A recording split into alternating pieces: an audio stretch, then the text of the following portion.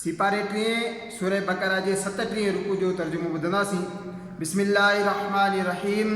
ए ईमान वारो, पंहिंजी पाक कमाईअ मां कुझु ॾियो ऐं उन मां जेको असां तव्हांजे वास्ते ज़मीन मां पैदा कयो, ऐं ख़ासि नाक़िस जो इरादो न कयो जो ॾियो त उन मां ऐं तव्हांखे मिले त न वठंदव जेसि ताईं जो उन में चशम पोशी न कयो। ऐं ॼाण रखो त अल्लाह बेपरवाह सारायल आहे।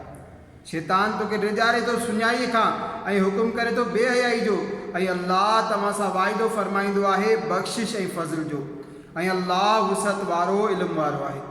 अल्लाह जंहिंखे वणेसि हिकमत ॾींदो आहे, ऐं जंहिंखे हिकमत मिली तंहिंखे घणी भलाई मिली। ऐं नसीहत न मञींदा आहिनि मगर अक़ल वारा। ऐं तव्हां जेकी ख़र्च कयो या नज़र यानी बास मञो, अल्लाह खे उनजी ख़बर आहे, ऐं ज़ालिमनि जो को बि मददगार कोन्हे।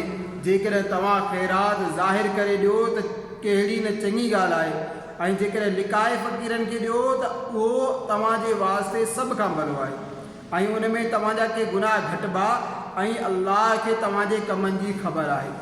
उन्हनि खे वाट ॾियणु तुंहिंजे ज़िमे लाज़िम न आहे, हाओ अल्लाह वाट ॾींदो आहे जंहिंखे घुरे।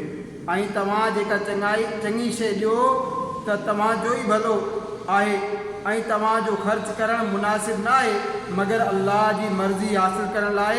ऐं जेको माल ॾींदो तव्हांखे पूरो पूरो मिलंदो ऐं नुक़सानु न ॾिनो वेंदो उन्हनि फ़क़ीरनि जे वास्ते जिन खे ख़ुदा जी राह में रोकियो वियो, ज़मीन में हली नथा सघनि। नादाननि त उन्हनि खे तवंगुर सम्झो सुवाल खां बचणु सबबु। तूं उन्हनि खे उनजी सूरत मां सुञाणे वठंदे माण्हुनि खां सुवाल न कंदा आहिनि जो मिंथ करणी पवेनि। ऐं तव्हां जेकी ख़ैरात कयो अल्लाह उनखे ॼाणे थो।